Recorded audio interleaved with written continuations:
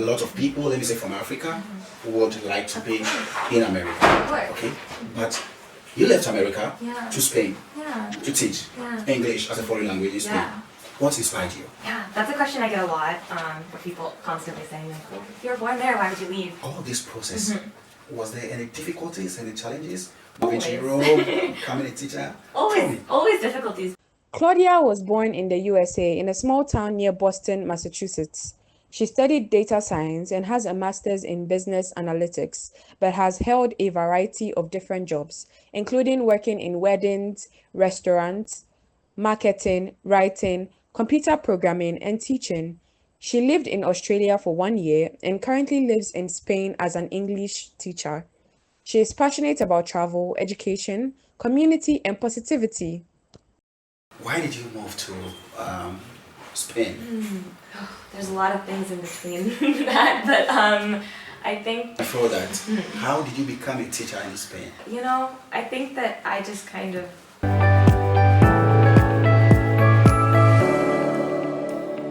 Thank you very much for joining us. Remember, we are on a mission to set our mind straight and positive. Today our discussion is going to be on a young girl who have traveled a lot and currently working as a teacher in Europe. Claudia, you're welcome. Thank you so much for having me. Thank you too for honoring my invitation. Of course, excited to be here. Yeah. Claudia, so how are you doing? I'm wonderful, really, never been better. Yeah, I see. So you was born in the US. Yes, I was born in a small town near Boston, Massachusetts. Okay. And now in Europe, Spain. I live in Valencia, Spain now. Currently in Ghana.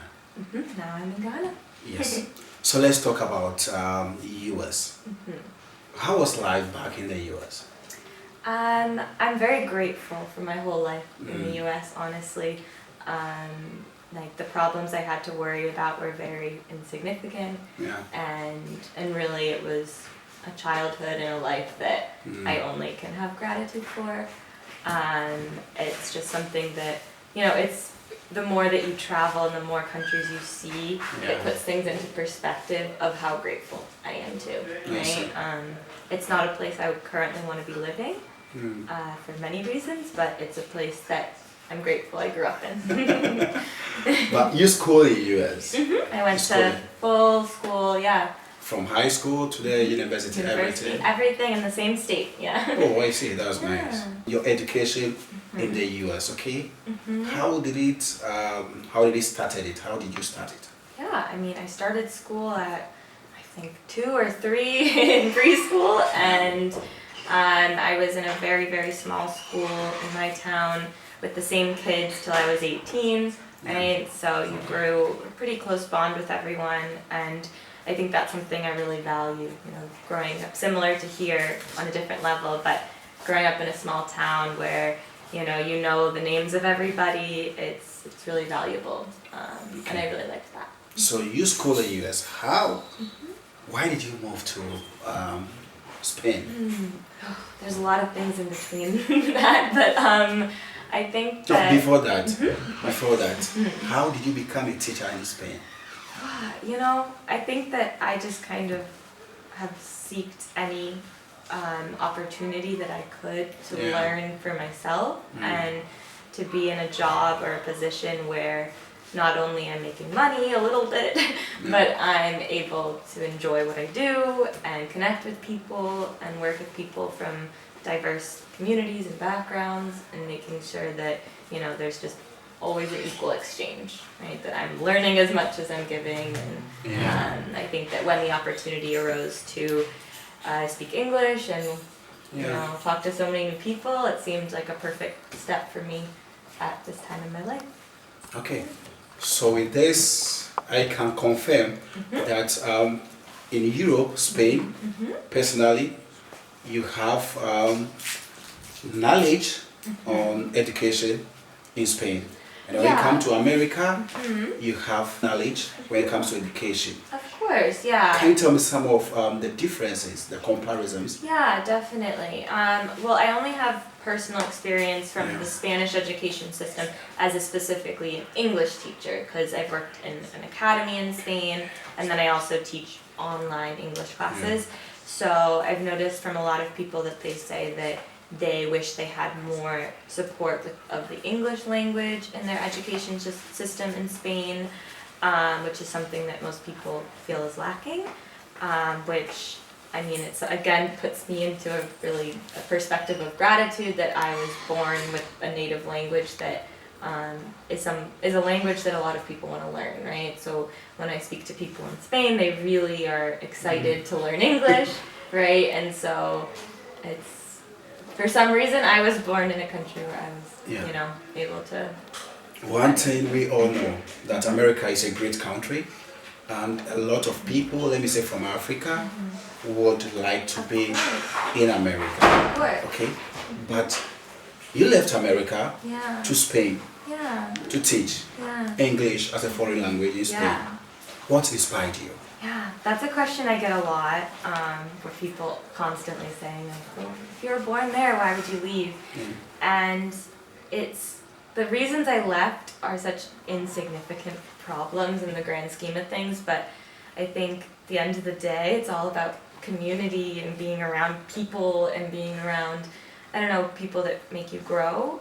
And I felt that where I was in the United States, it was kind of, you're on one path and you can't really get off that path, right? So you go to school, you get a job for the next 40 years, you're in the same town, and you're not really growing a sense of community.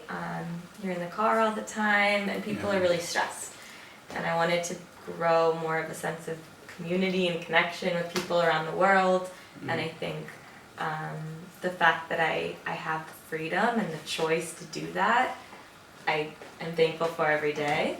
Because being able to decide to leave your country and decide you want a different life, that's one thing that I'm very thankful for. Yeah. So all this process, was there any difficulties, any challenges?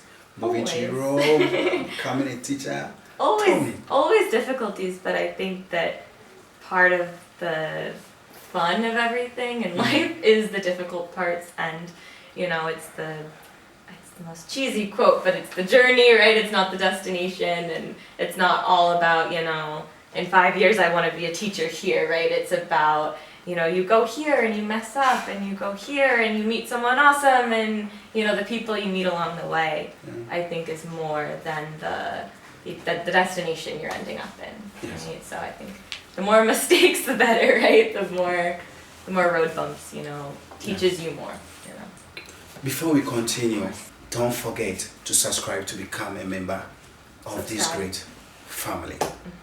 Join the family. Claudia, what are the education difference you have observed between these two countries? Between Spain and the US? Yes. Yeah, I mean, the US, of course, people think of it as having wonderful education, and I did have a great education. I felt supported. I felt that if I had problems, I had people to go to.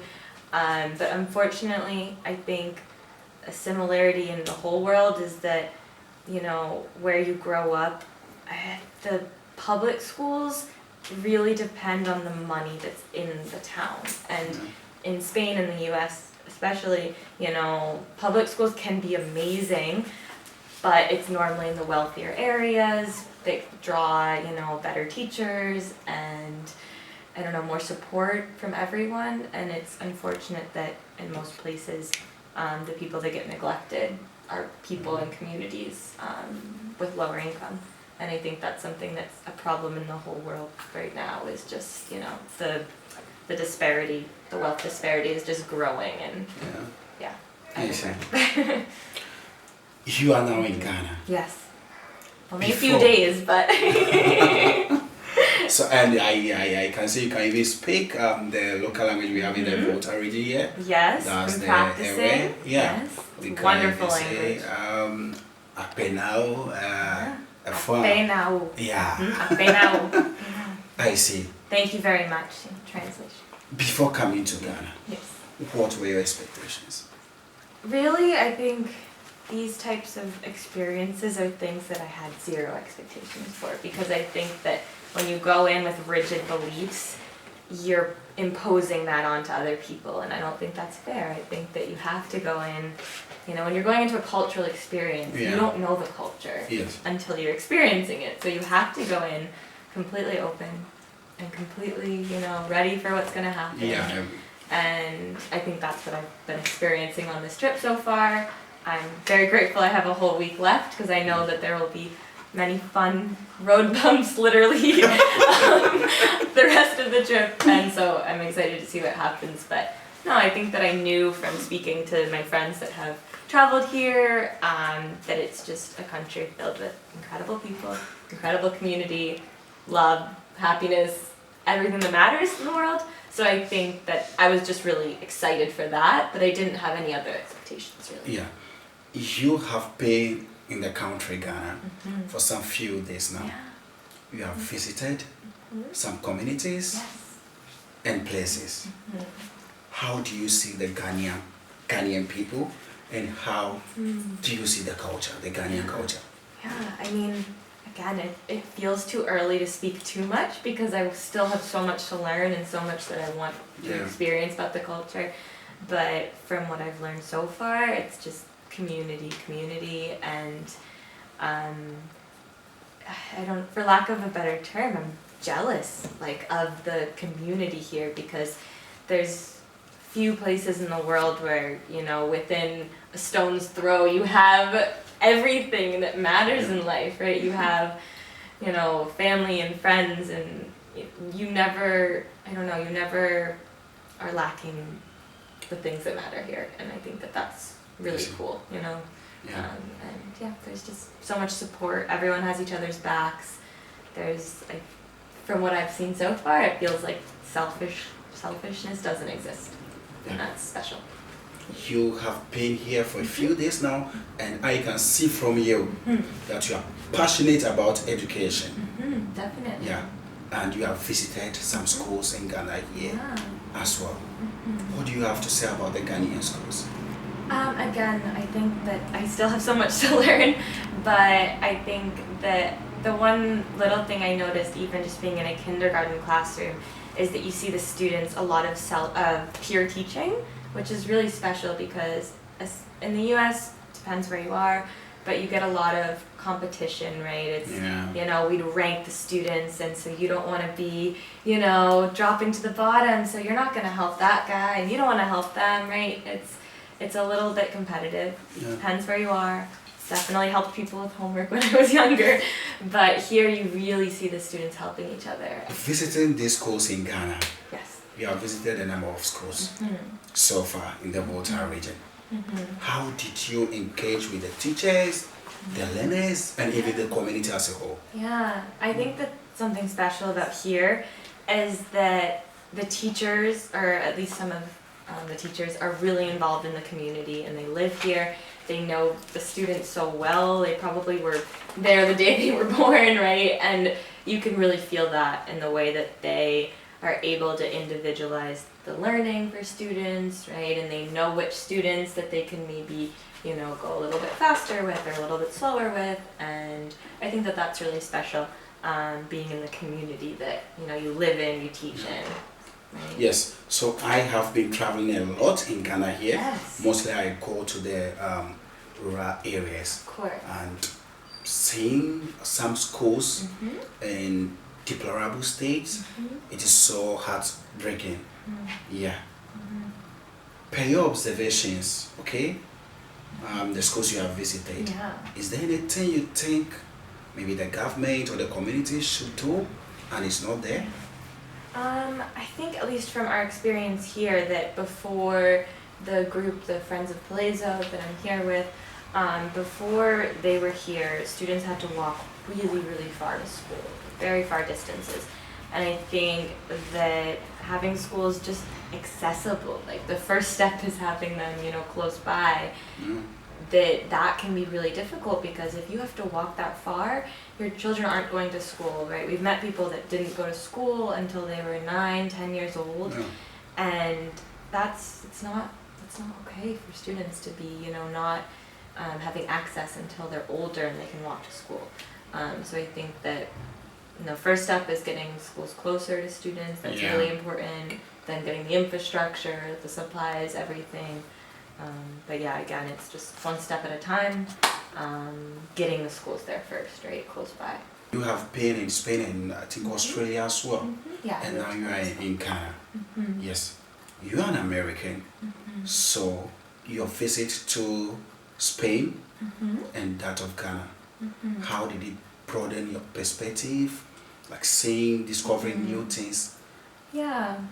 I mean, it's hard because I think every country I've been to, every person I met from a country impact who I am, or at least I try to have it impact who I am. I see. Because I think you pick up little bits of knowledge from each community, each person, each culture, and I think that's the point of it, right? I think going to different countries, the point isn't to take some photos and post them online, right? The point is to have things that you take with you forever, and maybe experiences, stories that you share and pass down, and hopefully make the world, aware of what's happening. We have so much information, but not a lot of real, accurate information. So I think that being able to see different cultures, I've learned so much, and just sharing it with one person, maybe I share it with you or her or someone, right, spreads, real human stories further.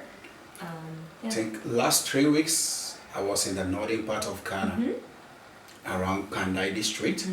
Yes, and when I was driving through the villages and the towns, it came up that on my mind I have to travel to African countries.